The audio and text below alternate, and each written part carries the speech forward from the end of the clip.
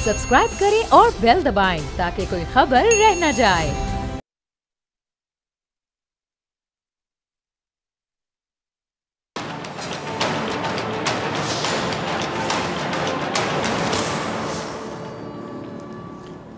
अस्सलाम वालेकुम नाजरीन, मैं हूं डॉक्टर फ़िज़ा अकबर खान और मैं हूं पाकिस्तान और आप देख रहे हैं पाकिस्तान के सबसे बड़े न्यूज़ चैनल का नंबर 1 प्रोग्राम ऐसे नहीं चलेगा।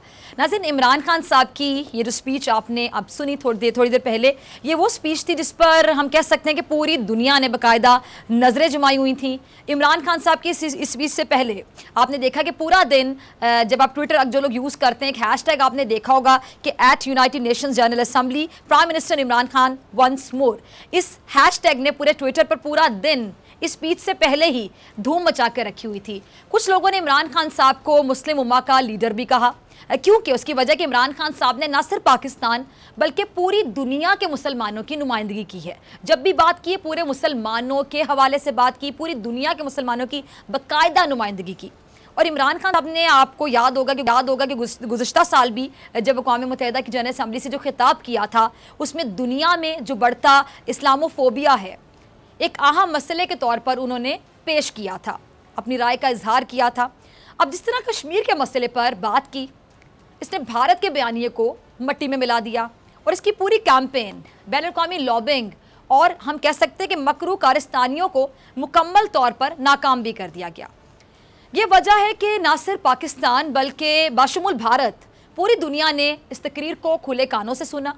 और अब भारत का इस तकरीर के बाद क्या हाल होगा, क्योंकि भारत के हवाले से खुलकर बात की, हिंदू इंतहा पसंदी पर खुलकर बात की, यहाँ तक कहा कि आरएसएस का इंतहा पसंदाना नजरिया इस टाइम पे आपको भारत में दिखाई देता है। अब इस तकरीर के बाद भारत का क्या हाल होगा, ये आने वाले दिनों में आपके सामने आ जाएगा। लेकिन इमरान खान साहब की जो आवाज़ है वो पूरी दुनिया ने सुनी और इस मौक़िफ़ को पूरी दुनिया में रजिस्टर करवाया गया। और इमरान खान साहब ने आज अपने लीडर होने का, एक अच्छे सच्चे लीडर होने का हक अदा कर दिया। तमाम मेहमानों का मैं तारुफ करवाऊंगी, सवालात का बॉल उनके कोर्ट में फेंकूंगी और कोशिश करते हैं कि तमाम लोग इस तकरीर को किस तरह देख रहे हैं। मेरे साथ मौजूद मेहमान मौजूद है एयर मार्शल रिटायर्ड शाहिद लतीफ़ साहब, किसी तारुफ के मोहताज नहीं, बहुत शुक्रिया शाहिद लतीफ़ साहब ज्वाइन करने के लिए। डॉक्टर जमील साहब हैं, डॉक्टर जमील अहमद साहब एक्स एम्बेसडर हैं, किसी तारुफ के मोहताज नहीं। डॉक्टर साहब आपका भी बहुत शुक्रिया ज्वाइन करने के लिए। जमील फ़ारूकी हमारे बोल न्यूज़ के एंकर पर्सन हैं, जमील आपका भी बहुत शुक्रिया वक्त देने के लिए। और औरिया मकबूल जान साहब सीनियर तजियाकार हैं, आप इनके कॉलम्स भी पढ़ते हैं, इनको टीवी पर भी देखते हैं, और ये सब आपका भी बहुत शुक्रिया ज्वाइन करने के लिए। गुफ्तगू का आगाज़ में शाहिद लतीफ़ साहब आपसे करना चाहूँगी। एक सवाल कि वज़ीर आज़म साहब के इस खिताब से पहले बहुत सी एक्सपेक्टेशंस थी, जैसे कि ट्विटर पे भी आपने देखा कि हैशटैग ट्रेंड कर रहा था कि @United nation general Assembly prime minister Imran Khan साहब वंस मोर। तो आपको लगता है कि वो जो खिताब है, जो स्पीच है, सबने सुनी, वो जो एक्सपेक्टेशंस हैं उन पर पूरी उतरी? कहाँ रेट करेंगे आप इसे? देखिए, मैं समझता हूँ कि उनका पहला जो खिताब जो उन्होंने पिछले साल किया था उसकी भी बहुत तारीफ हुई थी और ये मेरा ख्याल है कि उससे भी ज़्यादा तारीफ का मुस्तहक है।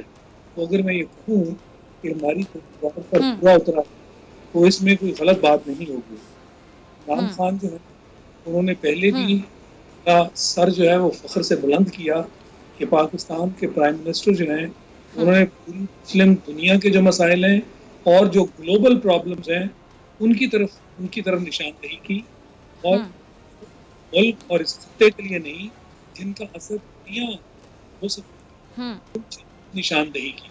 तो मैं समझता हूँ कि उनको मुबारकबाद हमें देनी चाहिए और हमें फिर फख्र देनी चाहिए कि हमारे मुल्क के जो प्राइम मिनिस्टर हैं उन्होंने बड़े खूबसूरत अंदाज से जो मसाइल हैं उनको पेश किया और उन मसाइल का ताल्लुक, जैसे मैं कह रहा हूँ, दुनिया भर के लिए है। तो लिहाजा जो दुनिया भर से वहाँ असेंबली में, जनरल असेंबली में लोग आते हैं, जब वो दुनिया का कनेक्शन इन मसाइल के साथ देखते हैं तो उन पर इसका ज़्यादा असर होता है। यानी कोई भी ऐसा मसला आप देख लीजिए। ठीक है जी, और यह सब आपकी तरफ जी शायद नहीं हटा, जिस अंदाज से वो बोलते हैं वो जाहिर करता है कि वो दिल की गहराइयों से की सिर्फ बातें नहीं है, दिल से निकली आवाज है, बिल्कुल दिल से निकली आवाज है और हक और सच पर ये बेस।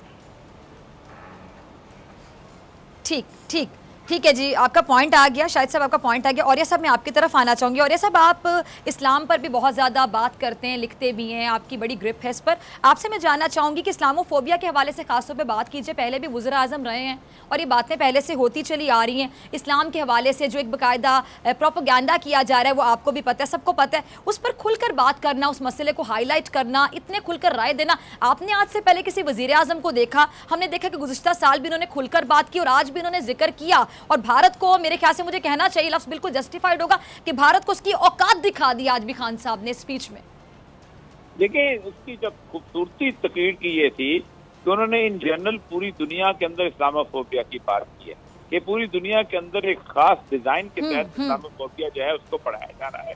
और उसके बाद सबसे इम्पोर्टेंट चीज है कि उसका फ्लो वो लेके आए हैं इंडिया के ऊपर एपिसेंटर के तौर पे। और फिर एपिसेंटर को उन्होंने नहीं, बल्कि उन्होंने कहा है कि उसके एट्रीब्यूट्स क्या क्या हैं कि ये इस्लामोफोबिया जो है ये सिर्फ गुफ्तगू की हद तक महदूद नहीं रह गया, बल्कि तकरीबन 22 करोड़ मुसलमान जो हैं वो इस्लामोफोबिया को फेस कर रहे हैं। और फिर उन्होंने मिसालें मुख्तलिफ किस्म की दी हैं कि गेटवाइज हो चुके हैं वो मुकम्मल तौर पर, उनको एक्सेस डिनाई की जा रही है मुख्तलिफ किस्म की जरूरियात जिंदगी की। उनके साथ ट्रीटमेंट जो है वो बिल्कुल एक ऐसा हो रहा है जिसके कहते हैं कि डिस्क्रिमिनेशन वाला हो रहा है, वो कत्ल हो रहे हैं। मिसालें उन्होंने दी हैं, गोधरा की दी हैं, उन्होंने गुजरात के इंसिडेंट की दी हैं जब मोदी चीफ मिनिस्टर था, फिर उन्होंने मिसाल उसकी दी है, अपना समझौता एक्सप्रेस की दी है, और फिर उसको कल्मिनेट किया है। अब आप अंदाजा करें कि उन्होंने कश्मीर को बिल्कुल अलग रखा है और 22 करोड़ मुसलमानों को जो टारगेटेड किस्म की इस्लामोफोबिया फेस किया जा रहा है और फिजिकली फेस किया जा रहा है। और सबसे बड़ी बात यह है कि उन्होंने कहा है कि ये स्टेट स्पॉन्सर्ड इस्लामोफोबिया है जो दुनिया में कहीं नहीं है। यानी स्टेट बेस्ड इस्लामोफोबिया है जो दुनिया में रवैयों की वजह से बन जाता है लोगों के। इंडिया का उन्होंने कहा कि इस्लामोफोबिया स्टेट स्पॉन्सर्ड, ये बहुत ही खूबसूरत बात थी। और फिर उनके रूट्स उन्होंने निकाले हैं बेसिकली नाटसिस पे, कि नाटसिस जो थे वो बेसिकली जो फासिस्ट टेंट लेके आए थे, तो उन्होंने पूरी दुनिया के अंदर यही किया था कि वो समझते थे कि हम अपने नजरिए को जबरदस्ती नाफिज करेंगे। और उन्होंने जुल्म किया, हिटलर की मिसाल जो दी है, और फिर उसके बाद आरएसएस की बैकग्राउंड बहुत ही अच्छी तरीके से, जिसे कहते हैं ना, एक दुनिया का नक्शा खींचना इस्लामोफोबिया का और फिर उसको कल्मिनेट करना, उसको लेके आना इंडिया के ऊपर। ठीक है जी। अच्छा जी, मैं आपकी तरफ आना चाहूँगी डॉक्टर जमील साहब, फिर जमील फारूकी आपको शामिल गुफ्तगू करते हैं। डॉक्टर साहब, आप जरा बताइएगा कि जो माजी में अगर आपने देखा कि वज़ीर आज़म जो खिताब करते रहे और इन वज़ीर आज़म का खिताब इमरान खान साहब का अगर आप कंपैरिजन करते हैं तो इससे कितना ज़्यादा हम कह सकते हैं कि असर रखता है ये खिताब, और दुनिया इस खिताब को कैसे देखेगी या इंटरनेशनली इस खिताब की कितनी अहमियत है आपकी नज़र में? इसके बेसिकली जो स्पीच है जिस अंदाज में और जिस मजबूत और मजबूत अंदाज में की गई है, इसमें दुनिया के जो इस वक्त पॉलिटिकल सिनारियो है या पब्लिक डिप्लोमेसी का सिनारियो है, यकीनन उससे बहुत अच्छा असर पड़ेगा इसमें।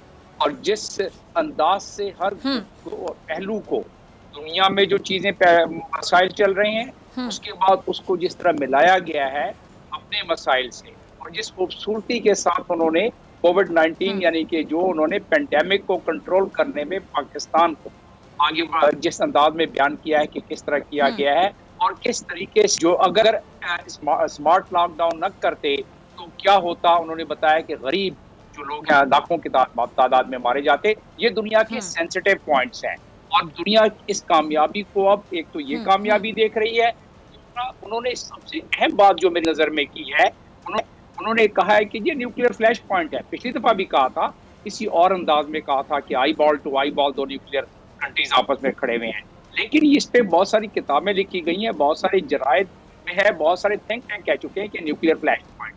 और फिर आखिरी मरतबा उन्होंने बड़ी खूबसूरत अंदाज में कह दिया कि अगर हम पर हमला किया गया या एग्रेशन की गई तो हम उसके मंतकी अंजाम तक, एंड तक लड़ेंगे हम, ताकि दुनिया को पता पड़ जाए कि फॉल्स फ्लैग ऑपरेशन के बारे में जो हम सेंसिटाइज करना चाहते थे दुनिया को, उसको सेंसिटाइज किया गया। लेकिन इसमें इन तमाम चीज़ों की अहमियत, इस्लामोफोबिया का जिक्र आपने और जान साहब से आपने सुन लिया, और जिस दुनिया के बहुत कम, शायद ही किसी लीडर ने इस अंदाज में इस्लामोफोबिया बयान किया हो। और उसके बाद जो सबसे सक्सेस स्टोरी कोरोना, इसके बाद पेंडेमिक के बाद जो उन्होंने की अफगान पीस प्रोसेस को जिस तरह उन्होंने बयान किया है, और उसके बाद दिल उन्होंने मोह लिए हैं तमाम 57 OIC के कंट्रीज और दुनिया के दूसरे ममालिक जो कि Israeli even European countries Israeli annexation के खिलाफ हैं, और उसको उन्होंने बड़े खूबसूरत तरीके से और इसी अंदाज में, इनडायरेक्ट अंदाज में उन्होंने एक दबे अल्फाज में जो आजकल इजराइल के साथ एग्रीमेंट चल रही हैं कुछ अरब कंट्रीज के, उसका ऑटोमेटिकली एक वो इशारा मिल जाता है। तो ये तमाम चीजें जो हैं वर्ल्ड प्लेटफॉर्म पर इसको बहुत सीरियसली लिया जाएगा, लेकिन इसकी कोई इम्प्लीमेंटिंग वैल्यू नहीं है। इमरान खान ने खुद कहा कि यूनाइटेड नेशन, उससे पहले कि वो यूनाइटेड नेशंस को अब चाहिए कि अपने ही रेजोल्यूशंस की इम्प्लीमेंटेशन कराएं। अगर ये नहीं कराएंगे तो marginalisation would take people to radicalisation, और उस पर उन्होंने सारा पहले वजाहत की उसकी। इसके साथ साथ जब उन्होंने ये कहा कि इंडिया ने अगर कोई एग्रेशन की तो क्या होगा, तो उस पर, लेकिन ये चैप्टर 4 यूनाइटेड नेशन का चार्टर है, उसके तहत जनरल असेंबली के जो कवायद और ज़वाबित हैं उसके तहत ये होता है। इन तमाम तकारीर की कोई इम्प्लीमेंटिंग वैल्यू नहीं है, कोई बाइंडिंग नहीं है। इवन रेजोल्यूशन जो जनरल असेंबली की है उसकी कोई बाइंडिंग नहीं है, लेकिन दुनिया की ओपिनियन फॉर्मिंग के लिए ये ज़रूरी है। और हमारे वजीर खारजा ने खुद कहा है, ये खुद उन्होंने फरमाया 4 दिन पहले कि दुनिया अब समझने लगी है कि ये तकारीरें जो हैं ये बिल्कुल एक टॉक शो है। ये खुद उन्होंने अभी 4 दिन पहले, और वो हकीकत है कि वो कहते हैं ना कि इसमें बस तकारीरें हैं, लेकिन इसमें कोई ऐसी ऑर्गन नहीं है जब तक कि इसको उस प्लेटफॉर्म पे न लेके जाया जाए जो कि सिक्योरिटी काउंसिल का है, जहाँ की इसकी इम्प्लीमेंटेशन हो सके। लेकिन बहरहाल अब इसको हमारे फॉरेन ऑफिस का काम है कि फॉरेन पॉलिसी बना के और इस पे इम्प्लीमेंटेशन के लिए तमाम। ठीक है डॉक्टर साहब, मैं आपको दोबारा मौका देती हूँ, अगर आपकी इजाजत। तो जमील फारूकी को मैं शामिल गुफ्तगू करना चाहूंगी, हमारे सीनियर एंकर हैं, वो काफी देर से खामोश हैं। जमील, मैं आपकी तरफ आना चाहूंगी। जमील, आप कैसे देखते हैं इस खिताब को? और अगर मैं आपसे भी यही पूछूं कि अगर हम माजी में जितने वज़ीर आज़म को देखते आए तो वो तो खामोश थे भाई, जहाँ उनकी बात होती थी वो बात करते थे, अपने मुफाद की बात करते थे, लेकिन कभी खुलकर किसी ने इस तरह इस्लामोफोबिया पर बात नहीं की, भारत को आईना नहीं दिखाया, खुलकर मसाइल को हाईलाइट नहीं किया। हम ये कह सकते हैं कि उनको बोलना नहीं आता था, या वो खुद अपनी मर्जी से खामोश रहते थे? यानी आपने क्या डिफरेंस पाया इन वजीर आजम में और पुराने वज़ीर आजम में?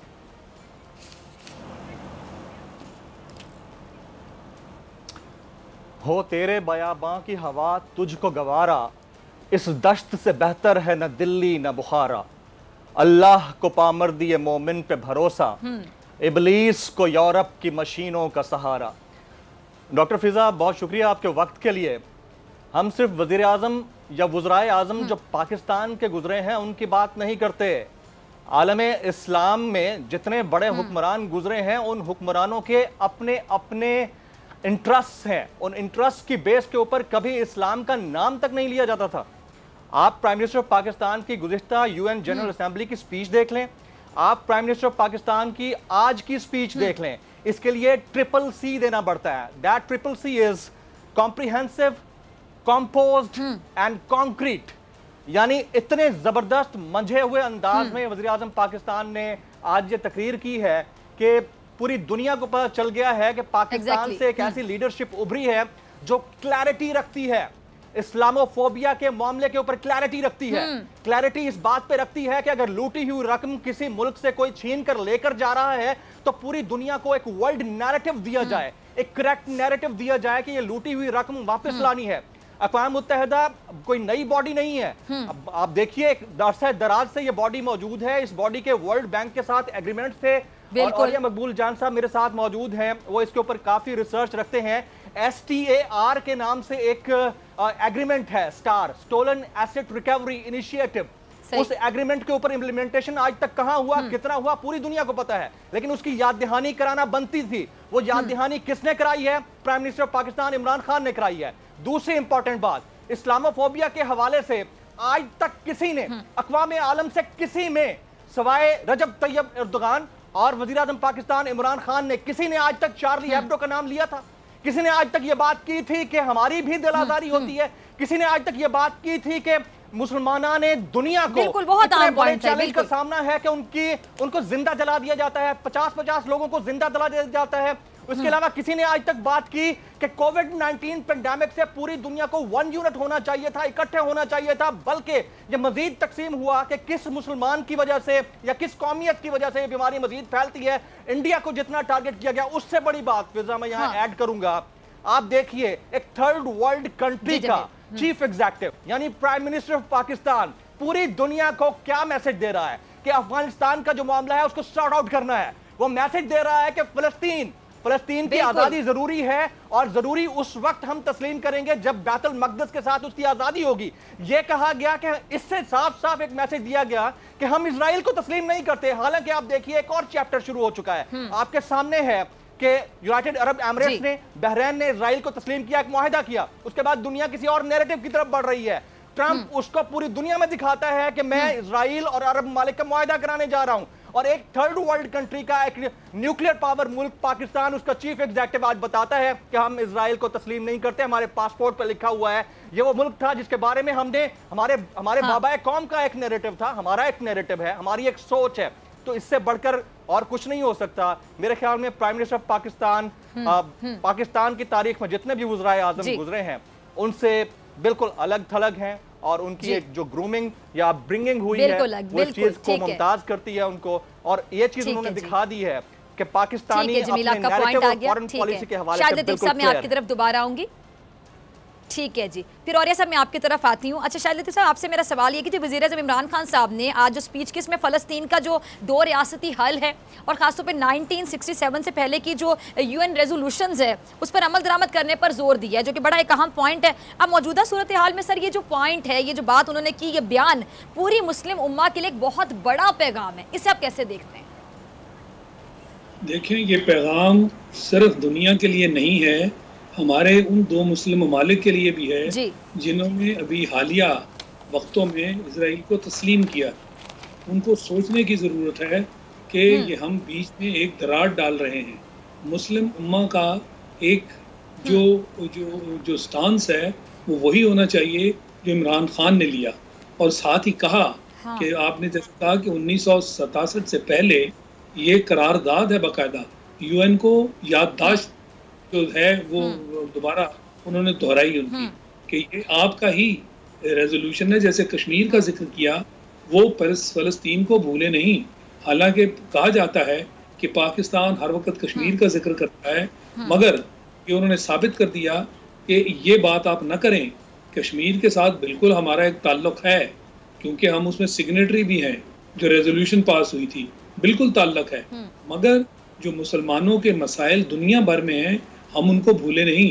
और प्राइम मिनिस्टर ने बड़े 2 टोक अल्फाज में ये कह दिया कि हम उसकी जो रेजोल्यूशन है उसी के तौर पर उसको तस्लीम करेंगे। हमें इजराइल की वो जो एक्सपेंशन उसने की है, उन इलाकों पर कब्जा किया है, ये हमें काबिल कबूल नहीं। और उसको फिर हिंदुस्तान के साथ मिलाना कि हिंदुस्तान भी वही फिलॉसफी लेकर चल रहा है।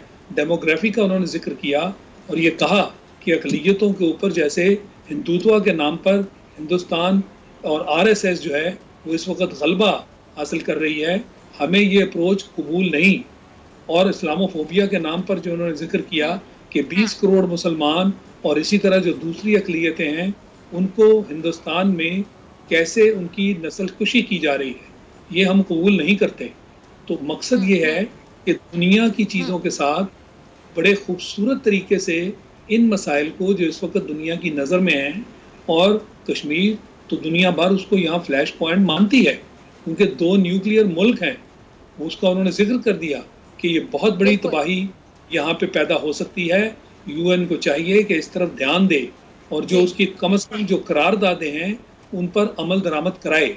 तो मैं समझता हूँ कि वो कोई ऐसी चीज़ नहीं भूले जिसका हम तस्करा वक्तन फ़वक्तन करते हैं, मगर आज दुनिया भर का जो बड़ा फोरम है उसमें उन्होंने दुनिया भर के बड़े मुल्कों की प्रेजेंस में इन सारी चीज़ों को बड़े ज़ोर से, बड़े खूबसूरत अंदाज में, बड़े नपे तुले अल्फाज में उन्होंने इसका जिक्र किया। और मैं समझता हूँ कि ये स्पीच नहायत ही एक आला दर्जे की स्पीच के तौर पर रेट किया जाएगा इसको। ठीक है जी। अच्छा, और यह सब आपकी तरफ आना चाहूँगी। आपने शाहिद साहब की भी गुफ्तगू सुनी। अब जो इमरान खान साहब उन्होंने तो खुलकर डेट्स के साथ, ईयर्स के साथ मेंशन करके वाक़यात को कोट किया, जैसे कि 90s में बाबरी मस्जिद वाला इंसिडेंट हुआ, उसके बाद 2007 में समझौता एक्सप्रेस, उसके बाद गुजरात में कत्लेआम के हवाले से उन्होंने बात की। अभी आपने देखा कल ही की खबर कि ये जो और सब बाबर कादरी को मार दिया गया। आपको पता है कि अरनाब के प्रोग्राम में क्या कहा था उसने, हिंदुस्तान मुर्दाबाद, और पाकिस्तान के हवाले से वो कुछ सुनना चाह रहा था। मैं अल्फाज नहीं दोहराना चाहती, लेकिन उस शख्स को ये बात गवारा नहीं, उसने कहा कि आप मेरे स्टूडियो से बाहर चले जाएं, प्रोग्राम से बाहर चले जाएं, गेट आउट कह दिया उन्होंने बाबर कादरी को, जो खुलकर आवाज बनते थे कश्मीर के लिए। ऐसे लोगों को वहां पे मार दिया जाता है, उनकी आवाज दबा दी जाती है। अब इतना खुलकर प्राइम मिनिस्टर साहब ने बाकायदा डेट्स के साथ, ईयर्स के साथ इन वाकयात का जिक्र किया, भारत को आईना दिखाया। अब दुनिया को भी पता है ना, ये डेट्स तो ऑन रिकॉर्ड है, वाकयात ऑन रिकॉर्ड है कि जुल्म की दास्तानें कैसे कैसे कब कब भारत में रकम की जाती रही, जिसकी हालिया एग्जाम्पल कल वाली मैंने आपको बताई। अब दुनिया इन चीजों को कितना संजीदगी से लेगी, और फिर भारत बड़े धड़ल्ले से कहता है कि हम सेक्युलर इंडिया। कैसे? लेकिन पहली बात तो यह है कि गुज़श्ता तकरीबन 2 साल से इंडिया को जितना बैड प्रेस फेस करना पड़ रहा है, शायद ही किसी और मुल्क को फेस करना पड़ रहा है। यानी इस वक्त पूरी दुनिया के अंदर सारी की सारी जो तवज्जो है कि अगर कहीं वो कोट करना चाहते हैं कि ह्यूमन राइट एट्रॉसिटीज हो रही हैं तो इंडिया को कोट करते हैं, किसी जगह वो इस्लामोफोबिया कोट करना चाहते हैं वो इंडिया को कोट करते हैं, किसी जगह फाशिज्म कोट करना चाहते हैं तो इंडिया को कोट करते हैं। इस हद तक बैड प्रेस जो है इंडिया गुज़श्ता 1 साल से फेस कर रहा है। लेकिन बात वही है कि जो इमरान खान साहब ने शुरू से कही थी कि अक़वाम मुत्तहिदा जो है ये रेजोल्यूशन जो है ये तो करती है लेकिन इससे आगे नहीं निकलती है। फिर उन्होंने ईस्ट तैमूर का नाम दिया बकायदा उसके अंदर, और कहा कि जिस तरह आप लोगों ने ईस्ट तैमूर के लिए अपनी संजीदगी दिखाई थी और पूरी दुनिया की कम्युनिटी इकट्ठी हो गई थी, इस तरह ही आपको कश्मीर के मसले के हल के लिए करनी पड़ेगी। और अगर नहीं करेंगे तो आप देख लें, ईस्ट तैमूर तो इंडोनेशिया के साथ था, वो ऐसा इलाका नहीं था कि जिस इलाके के अंदर एटम बम वाले ममालिक को न्यूक्लियर फ्लैश पॉइंट मौजूद हो। पाकिस्तान और इंडिया तो एक न्यूक्लियर फ्लैश पॉइंट पे खड़े हैं, और यहाँ तो सूरत हाल ये है कि अगर ये 2 मुल्क कभी जंग में आते हैं तो जंग के बाद सूरत हाल ये होगी कि जो उसके असरात पूरी दुनिया पर मुरतब होंगे उसका तो किसी ने तसव्वुर ही नहीं किया। यानी अगर थोड़े से 25-30 छोटे छोटे बम भी चल गए तो इस दुनिया के अंदर 25 साल तक एक न्यूक्लियर विंटर आ जाएगा। सूरज की रोशनी जो है वो जमीन पे नहीं पहुंचेगी, बेशक आप अमेरिका में होते हो, और आपकी फसलें कम हो जाएंगी और उससे एक कैदसाली शुरू होगी। ये इतना बड़ा खतरा है जिसको वॉर नाज़िरों ने कहा है कि हम ईस्ट तैमूर नहीं हैं, और आपने ईस्ट तैमूर को आज़ाद करवा दिया था जस्ट बिकॉज के वो वहाँ एक क्रिश्चियन पॉपुलेशन जो थी वो मौजूद थी।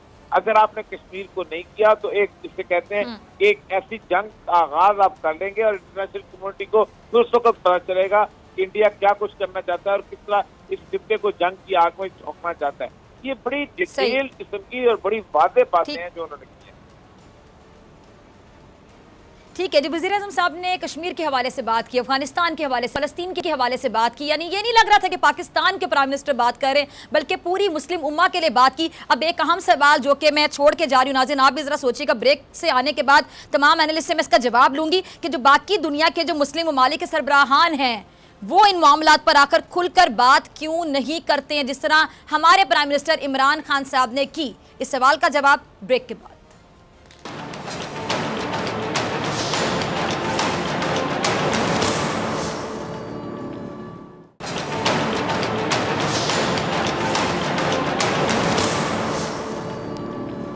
वेलकम बैक नाज़रीन, आप देख रहे हैं ऐसे नहीं चलेगा। मैं हूं आपके साथ डॉक्टर फ़िज़ा अकबर खान। मेहमानों का दोबारा तारुफ करवा देती हूँ। Air marshal retired Shah Latif साहब मेरे साथ मौजूद हैं, और या मकबूल खान साहब, डॉक्टर जमील अहमद साहब और जमील फारूकी साहब। तमाम मेहमानों का दोबारा से बहुत शुक्रिया ज्वाइन करने के लिए। ब्रेक पे जाने से पहले मैंने एक सवाल छोड़ा था नाज़रीन आपके लिए भी कि आप भी सोचिएगा। मैं तमाम मेहमानों से ये सवाल बारी बारी पूछूंगी। डॉक्टर जमील अहमद साहब, पहले मैं आपकी तरफ आना चाहूँगी कि वज़ीर आज़म इमरान खान साहब ने, मैं कहती हूँ कि मुसलमान लीडर होने का हक अदा कर दिया, फ़र्ज़ अदा कर दिया कि उन्होंने खुलकर बात की, ना सिर्फ पाकिस्तान के हवाले से बल्कि फ़लस्तीन के हवाले से, अफगानिस्तान के हवाले से, कश्मीर के हवाले से। लेकिन मेरा सवाल यह था कि बाकी जो मुस्लिम ममालिक के सरबराहान हैं वो इन मामलात पर आखिर क्यों बात नहीं करते हैं, और माजी में हमारे भी जो वज़ीर आज़म रहे हैं, जो हुक्मरान रहे हैं, उन्होंने भी खुलकर इस तरह बात नहीं की है। जी हाँ, उन्हें मसले से ज़्यादा मसलहत पसंद है जो बाकी दुनिया के लीडरान हैं, और उस पर कुछ छोटा सा तबसरा पहले हो चुका है। तो वो उनकी अपने अपने सेल्फ इंटरेस्ट इतने ज़्यादा हैं, ज़्यादातर के, या खुद इतने कमज़ोर हैं कि वो इस मरबूत तरीके से बात नहीं कर सकते हैं प्लेटफॉर्म पे, ताकि उनके खिलाफ या उन पे कोई क्रिटिसाइज ना हो सके। सवाल ये है कि पिछले 72-73 सालों में इस मजबूती के साथ इससे पहले किसी ने इन तमाम पॉइंट्स को जो हमने अभी रेज किया है या जो हमने अभी डिस्कस किया है उस पर बातें नहीं हुई है, नेशनल भी और इंटरनेशनल भी। एक वही जो बात हो रही थी कि एक थर्ड वर्ल्ड कंट्री का, एक लेस डेवलप्ड कंट्री का प्राइम मिनिस्टर वो कहता है कि मैं 10 बिलियन दरख्त लगा रहा हूँ ताकि दुनिया, हम तो कार्बन एमिशन में बहुत कम है, मिनिमम कार्बन एमिशन है हमारी, लेकिन फिर भी हम दुनिया की मदद कर रहे हैं। लिहाजा दुनिया को चाहिए कि आपस में एक दूसरे की मदद करें। ये MDG में भी दिया हुआ है, ताकि दुनिया के जो गोल्स दिए हैं इसमें भी दिया हुआ है। तो ऐसी चीज़ों को उन्होंने टच किया है कि जिसमें दुनिया इंटरेस्ट बहुत ज़्यादा रखती है। और फिर पहली दफ़ा ये हुआ है जब से कश्मीर की गुफ्तगू मैंने सुनी है तमाम अपने सरकारी लोगों से और कैबिनेट मेंबर से या फॉरेन ऑफिस से, पहली दफ़ा प्राइम मिनिस्टर ने कश्मीर के मसले को जोड़ा है उन 2 रिपोर्ट्स के साथ जो आंसुओं और सिसकियों के साथ राइट कमिश्नर ने पूरी दुनिया को पेश की, जो कि यूनाइटेड नेशंस का इदारा है। तो उसको उन्होंने लिंक किया है कि जो मैंने जितनी भी की है ये तमाम के तमाम गुफ्तगू मौजूद है उस रिपोर्ट में जो आपके इदारे ने बनाई है। तो इसको जो उन्होंने जोड़ा है वो बजाते खुद एक बहुत बड़ी अहमियत रखता है। फिर उन्होंने ये जो दुनिया में बड़ी बहुत ज्यादा क्रिटिसिज्म भी चल रही है, CA जो सिविलियन सिटीजनशिप अमेंडमेंट एक्ट जो उसने निकाला, और जिस तरीके से वो कंसंट्रेशन कैंप बनाए जा रहे हैं, जिस तरीके से कोविड को बहाना बना के मार्जिनलाइजेशन की जा रही है और जुल्म सितम ढाया जा रहा है, जुल्म तादी की जा रही है, इनको जिस लड़ी से लड़ी मिला के रो के पेश किया है बहुत। फिर मैं लेकिन उसी बात पर आ जाता हूँ, इसको कहते हैं पब्लिक डिप्लोमेसी। पब्लिक डिप्लोमेसी के बाद लीगल डिप्लोमेसी और ट्रेडिशनल डिप्लोमेसी हमारे सफारत खानों के जरिए, फॉरेन ऑफिस के जरिए करनी पड़ेगी। वो एक इमरान खान बहुत मजबूत तरीके से भी अगर बात को उठाए तो जब तक कि उस दोबारा ना हो तो मामला नहीं बनेगा दादा जी। ठीक है जी, और ये सब आपकी तरफ आना चाहूँगी। एक तो इस हवाले से बात करूँगी जिसमें मैंने सवाल पूछा था कि बाकी जो मुस्लिम ममालिक है कुछ उनके सरबराहान जो हैं वो इस तरह नहीं खुलकर बात करते हैं, तो इस्लाम के हवाले से बात करना या इस्लाम का इमेज जब सोची समझी साजिश के तहत ख़राब किया जाता है, यानी अपने मज़हब के लिए स्टैंड लेना, मुसलमानों के लिए स्टैंड लेना, इससे बड़ा इंटरेस्ट किसी का क्या हो सकता है? देखिए, पाकिस्तान की शुरू ही से ये खसूसियत रही है कि पाकिस्तान ने मुस्लिम उम्मा के हवाले से आवाज़ बुलंद की है। आप अंदाजा करें कि 1948 में जब सिर्फ ये अरब जंग थी, अरब इसराइल जंग की, जब इसराइल बना था 14 मई को, तो पाकिस्तान दुनिया का वाहिद मुल्क था। कायद आज़म आज भी इसराइल की जो उनकी बुनियादी तौर पर उनकी जो सीक्रेट सर्विस है वो ब्लेम करती है कि कायद आज़म ने 2.5 लाख के करीब चेकोस्लोवाकिया से बंदूकें खरीद के अरबों को दी थी कि इस्लामाबाद से लड़े, और 2 तैयारे जो थे वो मिस्र को देके दिए थे। ये उनकी बाकायदा रिपोर्ट्स हैं जो कि उन्होंने अब पब्लिश करना शुरू की हैं 70 साल के बाद। तो पाकिस्तान उस वक्त भी ये कायद आज़म की रवायत है कि यानी सिर्फ अरब लड़ रहे थे वहाँ पर, ना मलेशिया था, ना इंडोनेशिया था, ना कोई और इलाका था। अरब के 6-7 मुल्क के पड़ोसी मुल्क से वो लड़ रहे थे। तो 67 के अंदर जिस वक्त ये वॉर हुई है, तो उस वक्त आपको याद होगा कि एक पाकिस्तानी पायलट जो थे वो बहुत मशहूर हुए थे, जो बंगाली थे, और उन्होंने बाकायदा 4 इजरायली तैयारे गिराए थे वहां पर जाके। और पाकिस्तान हमेशा से हमेशा लीडिंग रोल करता रहा है। असल में अरब जो है ना वो इस वक्त एक ऐसी अजीबोगरीब किस्म की जंग का शिकार हो चुके हुए हैं। पूरी अरब दुनिया और मुस्लिम वर्ल्ड, इराक में, शाम में और सारे इलाके, और लीबिया और इजिप्ट के इलाके के अंदर और यमन के अंदर, ये जो अरब और अजम की जंग बनी है, ईरान और सऊदी अरब की जो जंग है, इस जंग ने पूरी इस्लामी जो अरब दुनिया को हिला के रख दिया। यही वजह है कि उनके यहाँ लीडरशिप बड़ी महदूद हो गई है। वो सिर्फ अपनी बादशाहतें बचाने पे लगे हुए हैं, इसलिए वो अमेरिकन लॉबी का साथ दे रहे हैं, और अमेरिकन लॉबी उनसे मजबूरन जो है वो इजराइल को तस्लीम करवाती चली जा रही है। दूसरी तरफ ईरान की अपनी सैंक्शन लगी हुई है। ये है असल मसला वहाँ। ठीक है, अच्छा जमील, मैं आपकी तरफ आना चाहूँगी, फिर शायद साहब आपकी तरफ आती हूँ। जमील, खुलकर कहा प्राइम मिनिस्टर साहब ने कि पाकिस्तान अमन व इस्तेहकाम चाहता है खित्ते में, और अफगानिस्तान में क़याम अमन के हवाले से भी पाकिस्तान के किरदार के हवाले से बात हुई, और बाकी भी जो कश्मीर के हवाले से खुलकर बात की गई। अब तो दुनिया को वाज़ेह पैगाम चला गया, समझ आ जानी चाहिए कि पाकिस्तान सिर्फ और सिर्फ अमन का ख़्वाह है, अमन का ख्वाहिशमंद है। दहशतगर्दी के खिलाफ हमने जंग की, हमारी जंग में की बेपनाह कुर्बानियाँ, बेपनाह कुर्बानियाँ। अब जो भारत जा जाकर ठप्पे लगाता रहा पूरी दुनिया में कि पाकिस्तान आतंकवादी देश है, अब तो दुनिया को नजर आ जाना चाहिए कि आतंकवादी सोच किसकी है, दहशतगर्दाना सोच किसकी है, इंतहा पसंदाना सोच किसकी है, और पाकिस्तान क्या चाहता है। वो हमारे प्राइम मिनिस्टर जो कि फेस ऑफ पाकिस्तान है, पाकिस्तान को रिप्रेजेंट कर रहे हैं, उनकी सोच वो सबके सामने है।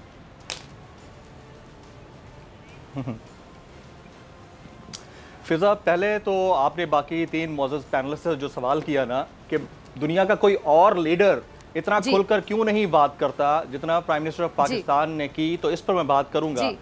जब इक्तिसादियात और जातियात, अखलाकियात और इस्लामियात पर गालिब आ जाएं, तो फिर गैरत बहुत पीछे रह जाती है। तो गैरत बहुत पीछे रह जाती है। जब जातियात और इक्तिसादियात, अखलाकियात और इस्लामियात पर गालिब आ जाएं तो गैरत बहुत पीछे रह जाती है। और ये गैरत हम तवक्को कर रहे हैं अरब ममालिक से, जिसके बारे में रसूल अकरम सल्लल्लाहु अलैहि वसल्लम की हदीस है। वैलुल अरब किसके लिए कहा गया है? पाकिस्तानियों के लिए कहा गया है। वैलुल अरब यानी अरब के लिए तबाही है। तो जब ये कह दिया गया तो वो तो होना है। अब किसी ना किसी ने तो किसी खित्ते से उठना है। और प्राइम मिनिस्टर ऑफ पाकिस्तान की स्पीच का सबसे इंपॉर्टेंट पार्ट मेरे ख्याल में इस वक्त तमाम पैनलिस्ट और हम सब निगलेक्ट कर रहे हैं, और वो पार्ट था वो लम्हा जिसमें उन्होंने ठंडी आह भरी और उसके बाद कहा है कि मनी लॉन्ड्रर्स और लूटेड मनी के जो लोग हैं उनको किस तरह से मुल्कों को वापस लाया जाए और लूटी हुई रकम वापस कैसे लाई जाए। अक़वाम मुत्तहिदा को डायरेक्टिव दिया कि आप स्टोलन एसेट रिकवरी इनिशिएटिव जैसे मुआहदे के ऊपर अमल दरामद करते हुए लूटेड मनी उन ममालिक को वापस कराएं जिन ममालिक से बाहर जा रही है। वो ठंडी आह क्यों भरी गई? वो ठंडी आह इसलिए भरी गई कि इमरान खान का तमाम तर जो मंशूर था वो था ही यही कि हमारे मुल्क यानी तीसरी दुनिया के गरीब मुल्क यानी पाकिस्तान, जो कि न्यूक्लियर पावर है लेकिन इकोनॉमिकली तबाह हाल था, उस मुल्क की अशराफिया यहां से पैसे लूट कर बाहर अपने बैंकों में जमा कर रही है। यहां से पैसे लूट कर और जिमिन उन्होंने वाज़े ये भी मेंशन किया उस ठंडी आह के साथ कि तरक्की याफ्ता ममालिक अगर मुआवनत नहीं करते इस मामले में तो फिर किस तरह से मनी लॉन्ड्रिंग को रोका जा सकता है। तरक्की याफ्ता ममालिक को इसमें मुआवनत करनी है। एब्सोल्युटली उन्होंने रिच एंड पुअर कंट्रीज के दरमियान एक जो बड़ी खलीज है, जो डिवाइड है, उसको इतना जबरदस्त इलैबोरेट किया है कि क्या कहने। मतलब मैंने पाकिस्तान की तारीख में मैं पुराने प्राइम मिनिस्टर्स को भी सुनता आया हूं। मैं जुल्फिकार अली भुट्टो साहब की जो स्पीचेस हैं, इवन सिक्योरिटी काउंसिल की उनकी वो स्पीच जिसमें उन्होंने पेपर फाड़ दिए थे, वो तक सुनी। लेकिन जितना कंपोज्ड, कॉम्प्रिहेंसिव, कॉन्क्रीट उनके आज के स्टेटमेंट्स और स्पीच के जुमले हैं, यकीनन ये अप्रिशिएबल है। अब आपने एक बात छेड़ी इंडिया के हवाले से। इंडिया अपनी मौत खुद मर रहा है। इंडिया ने अपनी मौत खुद मरना है। उसकी वजह यह है कि जिस अंदाज से उन्होंने, बल्कि मैं कहती हूँ कि नरेंद्र मोदी इंडिया को पता नहीं, इंडिया के लिए तो बहुत बड़ा दुश्मन खुद नरेंद्र मोदी ही है। निशाना बनाया है इंडिया को, तो किसी दुश्मन की निशाना बनाया है जी।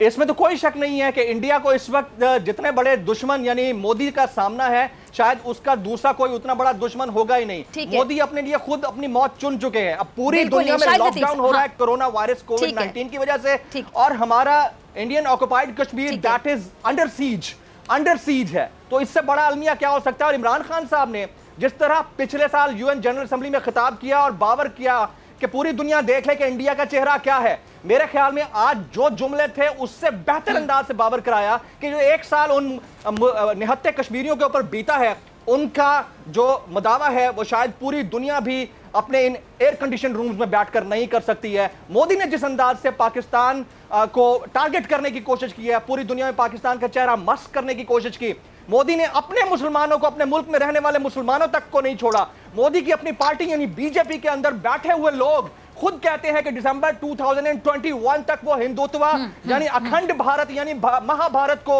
एक ख्वाब को पूरा करना चाहते हैं। जब ये सोच होगी, ये उनका नैरेटिव होगा, तो उसके ऊपर एक इस्लामी मुल्क का रहनुमा भारी तो आएगा। अब एक और बात आप देख लीजिए, ये अल्लाह की रहमत ही तो है इस मुल्क के ऊपर। और क्या है, कोविड-19 ने पूरी दुनिया को तबाह कर दिया। आपके बराबर में मुल्क में अरबों की कम्युनिटी है, अरबों की आबादी है इंडिया की, वो तबाह हो गया। पाकिस्तान अल्हम्दुलिल्लाह हमारे प्राइम मिनिस्टर की पॉलिसीज और अल्लाह के फजल करम से आज अच्छा उसका बहुत क्रेडिट जाएगा। बिल्कुल जमील, मैं ये कहने जा रही थी, उसका बहुत बड़ा क्रेडिट हिकमत अमली को जाता है कि किस तरह की स्ट्रैटेजी अपनाई गई। लेकिन आपको मैं जरा ये भी याद करवाती चलूं कि प्राइम मिनिस्टर साहब की स्ट्रैटेजी पे भी बहुत ज्यादा तनकीद का उनको सामना करना पड़ा, और वो तनकीद बाहर वाले नहीं करे थे, मुल्क के अंदर वाले करे थे। अभी स्पीच पर भी मुल्क के अंदर से बहुत सी तनकीद आएगी। शायद साहब आप अग्री करेंगे कि अभी भी बहुत से लोग ऐसे होंगे जिनको प्राइम मिनिस्टर की इतनी मुदब्बिराना अंदाज में की गई तकरीर, जिसमें मेरे ख्याल से कोई गलती नहीं है, पहले मिनट से लेकर लास्ट सेकंड तक बहुत बैलेंस्ड, बहुत अच्छी, बहुत ही वजनी स्पीच थी और सब कुछ उन्होंने कह दिया। और जिस तरह एक प्राइम मिनिस्टर से आप एक्सपेक्ट कर सकते हैं, सिर्फ पाकिस्तान के लिए बात नहीं की बल्कि पूरे मुस्लिम उम्मा के एक लीडर बन के उन्होंने बात की। लेकिन अभी भी बहुत से लोग ऐसे आ जाएंगे जो कि इसमें भी नकाइस निकालेंगे, नक्स निकालेंगे, तनकीद के नश्तर बरसाएंगे। उनका क्या मकसद हो सकता है आपके मुताबिक? तो काम सिर्फ यही तनकीद करना है ना, तनकीद सिर्फ तनकीद की वजह से, क्योंकि ना तो वो मुदब्बर है, ना उनमें उतनी डेप्थ है, ना इतना नॉलेज है। वो जो आपने बात की कि बाकी लोग जो हैं उस तरह खुलकर बात क्यों नहीं करते, खुलकर बात कैसे होती है? पहले आपका अपना नॉलेज हो, आप अपने आप को तारीख जो है उससे रूशनास कराएं और जो बात आप करें उसको तारीख के जो मुख्तलिफ औकात हैं उसके साथ उसको जोड़ें ताकि सुनने वालों को समझ आए। मसलन आज वो ईस तैमूर की बात की, वो ऐसे कोई सरे राह नहीं उन्होंने कर दी कि बस बाई दी वे कर दी, उसको उन्होंने जोड़ा कि अगर आप बड़ी चीज़ों को देख सकते हैं और उन चीज़ों को देख सकते हैं जो आपके लिए इम्पॉर्टेंट हैं, तो फिर आप इसी तरीके पर, जैसे वहाँ आपने सेटलमेंट की, आपने म्यांमार को क्यों नहीं देखा, आपने फ़लस्तीन को क्यों नहीं देखा, आपने कश्मीर को क्यों नहीं देखा? जोड़ दिया ना, क्योंकि जो ईस्ट तैमूर का मामला है वो दुनिया ने देखा, तो उसके साथ उन्होंने जो दूसरे मामला जहां यूएन टेंशन चाहिए उस तरफ उन्होंने इशारा कर दिया। यानी एक तरफ तनकीद इस तरह कर रहे हैं कि उसको चीज़ों के साथ जोड़ा जाए, कोई सवालिया निशान नहीं पैदा कर रहे, मगर जोड़कर एक सवालिया निशान इतनी खूबसूरती से वहाँ पे दुनिया के सामने छोड़ रहे हैं कि वो ये सोचने पे मजबूर हो जाएं कि एक मिसाल जो थी वो थी कि सेटलमेंट हो गई तो बाकी क्यों नहीं हुई? क्या यूएन इस काबिल नहीं है? वो है, मगर नीयत की कमी है, नीयत नहीं है। तो उन्होंने मैसेज दे भी दिया और तनकीद अंदाज में नहीं, इस अंदाज में कि दुनिया समझे और इस पर अमल दरामद कराया जाए। ये है खूबसूरत और इसलिए उनकी बातों में वजन कराया। ठीक है डॉक्टर जमील साहब, आपकी ठीक है जी, शाहिद लतीफ साहब जी, आप कंप्लीट कीजिए। ठीक है जी। अच्छा डॉक्टर जमील साहब, आपकी तरफ आना चाहूँगी। एक और खदशे का इजहार किया गया जो कि अक्सर किया जाता है कि भारत कोई फॉल्स ऑपरेशन कर सकता है, यानी खतरनाक खेल खेलना चाहता है भारत, और बार बार ये जिक्र किया जाता है कोई भी स्पीच हो, कोई बड़े लेवल की बात हो तो ये कहा जाता है कि जी अब दोनों जो हैं न्यूक्लियर ताकतें हैं, एटमी ताकतें हैं, अगर ऐसा होगा तो उसके नताइज क्या होंगे उसके बारे में भी खबरदार किया जाता है। तो अगर ऐसा खुदा ना ख्वास्ता अभी भी कोई खदशा है जिसका इजहार भी किया गया, तो आप क्या देखते हैं कि फिर क्या नताइज होंगे? यानी भारत जो है वो अभी भी कोई फॉल्स ऑपरेशन कर सकता है, अभी भी खतरे से खेलना चाहता है नरेंद्र मोदी?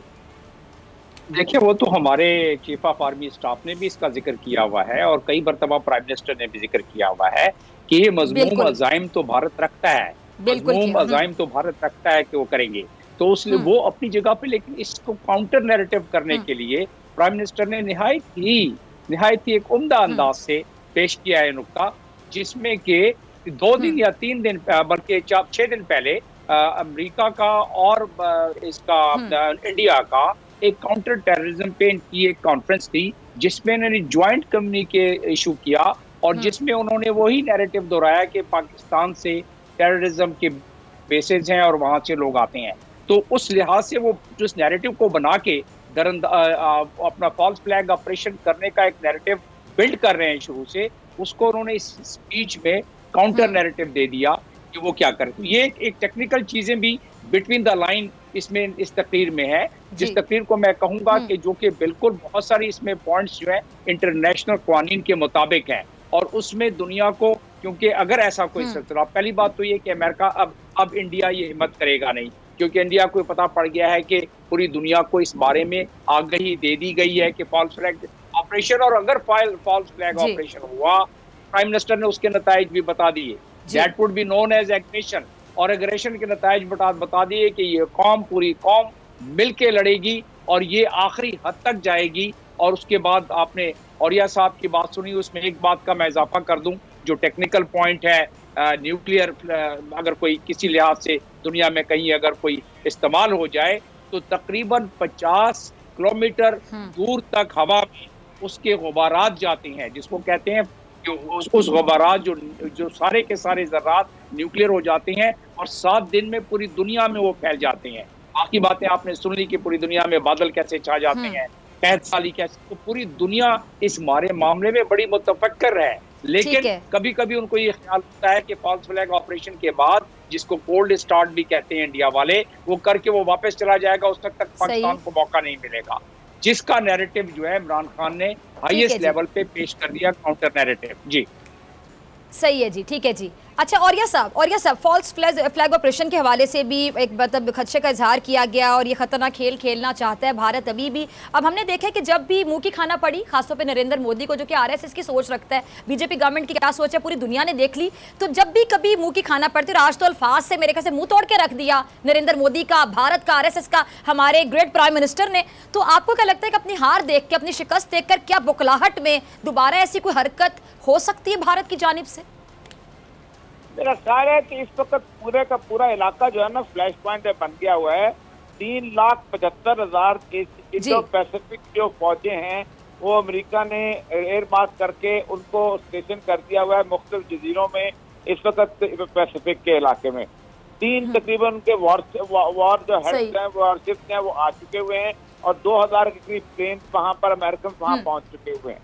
इंडिया का जो चाइना का डिस्प्यूट है वो बताते खुद बहुत बढ़ चुका हुआ है और कंटेनमेंट ऑफ चाइना के तहत उन्होंने इंडिया, जापान और ऑस्ट्रेलिया की एक यूनिटी बना चुके हुए हैं और जमीन से इंडिया और चाइना और लद्दाख के इलाके के अंदर एक जंग के अंदर ऑलरेडी आ चुके हुए हैं। इंडिया चूंकि वहां से शिकस्त खाएगा और उसको जाहिर बात है बहुत बुरी शिकस्त खानी पड़ेगी, अपनी बेस सेविंग के लिए वो पाकिस्तान पे हमला करेगा।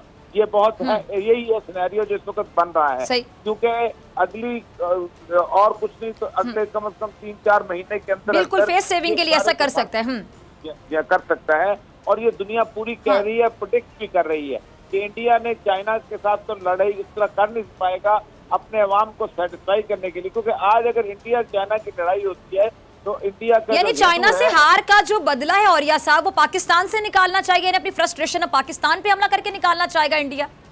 नहीं, उसका ये है ना कि चाइना के लिए लड़ने के लिए इंडियन अवाम तैयार नहीं है, लेकिन पाकिस्तान से लड़ने के लिए उन्होंने 70 साल के लिए नफरत क्रिएट की हुई है, तो वो इस नफरत को यहाँ पर अब तो बिल्कुल उनके इलेक्शन कैंपेन का हिस्सा होता है। वजीर आजम ही वो बनता है जो कि पाकिस्तान मुखालिफ एजेंडा बेचता है वहाँ पे। जी जी जी, यही मुखालिफ एजेंडा है और उसको उसी को कैश करेंगे और वो पाकिस्तान पे हमला करने का पूरा प्लान जो है इस वक्त पूरी दुनिया की नजर के अंदर है और दुनिया बहुत खौफजदा है। दुनिया समझती है कि ये न्यूक्लियर जो है फ्लैश पॉइंट है, यहाँ अगर एक दफा न्यूक्लियर वेपन इस्तेमाल हो गया तो पूरी दुनिया का जो है मुस्तकबिल तारीख हो जाएगा। ठीक है। अच्छा जमील फारूकी, मैं आपकी तरफ आना चाहूंगी। ये अहम पॉइंट है जो कि औरिया साहब ने अभी रेज किया कि अपनी फेस सेविंग के लिए ऐसा इंडिया कर सकता है, जैसे कि खदशे का भी इजहार किया जा रहा है, तो उसके फिर नताइज तो पूरे खित्ते को भुगतने होंगे क्योंकि दोनों एटमी ताकतें हैं जमील। और साथ साथ ये पॉइंट भी बार बार कहा गया हमारी जानिब से, पाकिस्तान की जानिब से, आर्मी चीफ ने भी कहा, प्राइम मिनिस्टर ने भी कहा कि इस तरह के खदशे का इजहार किया जाता है और साथ ही साथ कश्मीर के हवाले से खुलकर बात की जाती है। अक़वाम मुत्तहिदा की जमील अपनी करारदादें हैं जो कि पास हो चुकी हैं, अब अक़वाम मुत्तहिदा के दुनिया के ज़मीर को जगाने के लिए और कितनी स्पीचेस करनी होंगी और कितने खिताब करने होंगे? क्या दुनिया को खुद कुछ नजर नहीं आ रहा?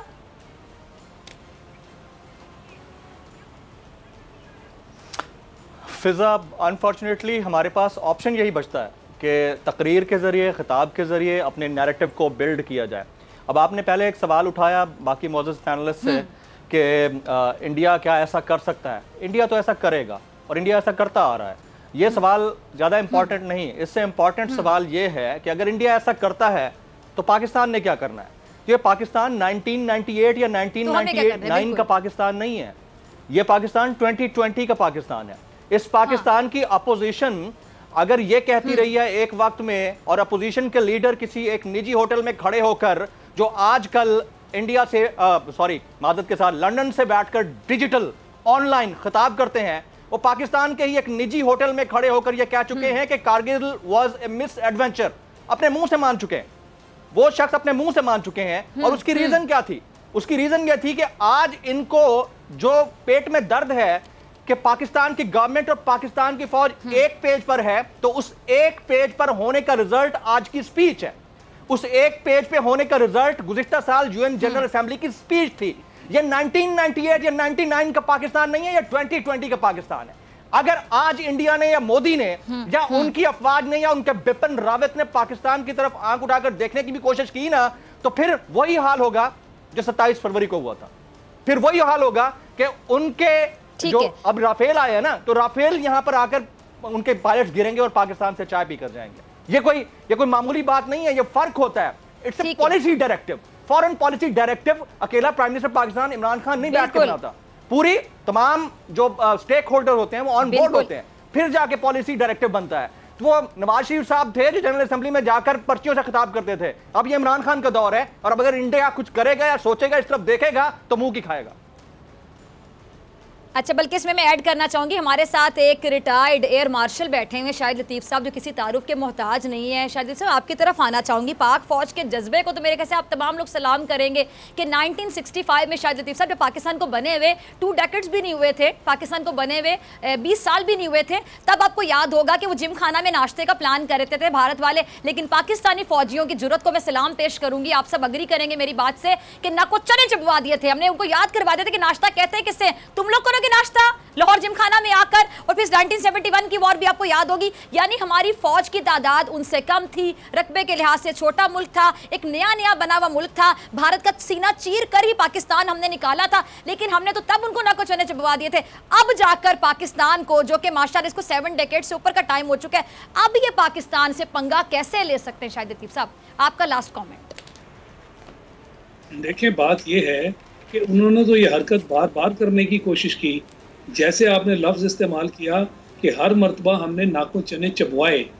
ये 65 में भी ऐसे ही हुआ, और उसकी जो लेटेस्ट एग्जांपल है, जो जिक्र भी हुआ पिछले साल 27 फरवरी को जो हमने किया। मगर ये बेशर्म कौम है, दुनिया कौम, ये भरे हुए हैं डर और डरपोक लोग हैं। वही बगल में छुरी और मुंह पे राम राम वाला तमाशा है।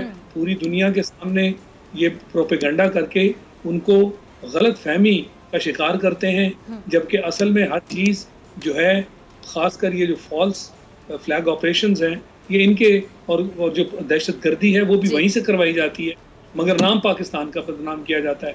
मगर एक चीज़ तो हमने जाहिर कर दी कि 65 में जो हमने किया था, हमें एक भी दिन अगर मौका मिला तो हम वही करेंगे जो हमने तब किया था। और 65 की जंग को फिर मैं जंगे बदर से इक्वेट करता हूँ कि उस वक्त की 3 गुना जो आपकी दुश्मन की ताकत थी वो थी। बिल्कुल। और 65 की जंग में भी इसी तरह हम उनके 1/3 हिस्सा थे, और हमने वही उनके साथ काम कर दिया जो बहुत पहले जंगे बदर के जमाने में हुआ था। और फिर 27 जंगे बदर का जिक्र किया, 65 की जंग को आपने उससे रिलेट किया, तो यानी जज्बा मैटर करता है, तादाद से फर्क नहीं पड़ता। एक भी हो ना अगर, और उसका जज्बा हो, तो मेरे ख्याल से वो 1000 पे भारी होगा। अपने मुल्क की खिदमत का जज्बा, जज्बा शहादत, और अपने मुल्क की खिदमत और अपने मुल्क के लिए खड़े होने का जज्बा, ये है जो उनमें दूर दूर तक नहीं। तो लिहाजा ये कहाँ से आएंगी? वो आज भी रफाल की बातें करते हैं। भाई, रफाल आने से कोई मामला बदल नहीं जाएगा जी। उसको उड़ाने वाले तो तुम ही हो ना। ये प्राइम मिनिस्टर मोदी है जिसने एक मरतबा कहा था, इसका फिर मैंने जवाब दिया कि जी मौसम अगर अच्छा होता तो नताइज हमारे हक में होते। तो मेरा जवाब ये था कि उसी मौसम में पाकिस्तान, इस्लाम के नाम पर इस प्यारे वतन को, पाकिस्तान को हासिल किया गया था, हिंदुस्तान का सीना चीरकर हासिल किया गया था। पाकिस्तान को अल्लाह ताला अपने हिफ्ज़-ओ-मान में रखे, आमीन सुम आमीन। तमाम मेहमानों का बहुत शुक्रिया। डॉक्टर फ़िज़ा अकबर, ये इजाज़त, आपसे मुलाकात होगी इंशाल्लाह पीर के रोज़, सेम टाइम सेम चैनल, अगर ज़िंदगी ने वफ़ा की। दुआओं में याद रखिएगा, अपने अपने प्यारों का बहुत ख्याल रखिएगा। अल्लाह निगहबान।